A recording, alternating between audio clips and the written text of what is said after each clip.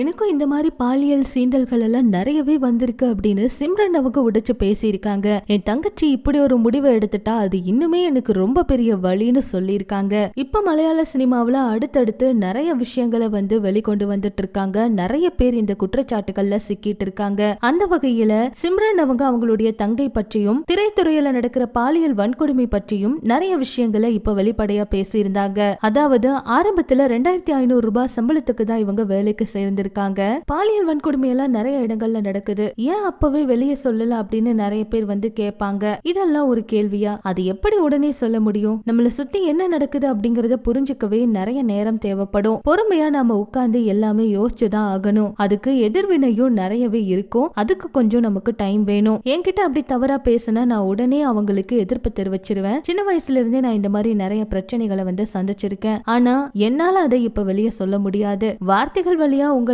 நிறைய பேர் தவறா நடத்துவாங்க. நிறைய விஷயங்கள் சந்திக்க வேண்டி இருக்கும். எதிர்த்து போராடணும், அமைதியா இருக்க கூடாது, அது ரொம்ப தவறு அப்படின்னு பேசியிருக்காங்க. அது மட்டும் இல்லாம என்னோட தங்கச்சி மோனல் ரொம்பவே நல்ல பொண்ணு, என் கூட அவ்வளோ அன்பா இருப்பா, எனக்கு ரொம்பவே பிடிக்கும். அவ ஸ்டைல பார்த்துதான் நான் ஸ்டைலா இருக்கிறது எப்படின்னே கத்துக்கிட்டேன். நிறைய அவளை பார்த்து காப்பி பண்ணியிருக்கேன். ஆனா எங்களை விட்டு அவ போனது, இந்த மாதிரி தவறான முடிவெடுத்தது எங்களால மறக்கவே முடியாது. அது இன்னுமே எங்களுக்கு ரொம்பவே வலி. எவ்வளவு கஷ்டப்பட்டு நாங்க அவளை வளர்த்திருப்போம். ஆனா இப்படி எங்களை விட்டு பிரிஞ்சு போனது எங்களுக்கு ரொம்ப பெரிய வேதனைன்னு சிம்ரன் அவங்க உடைச்சு பேசியிருக்காங்க.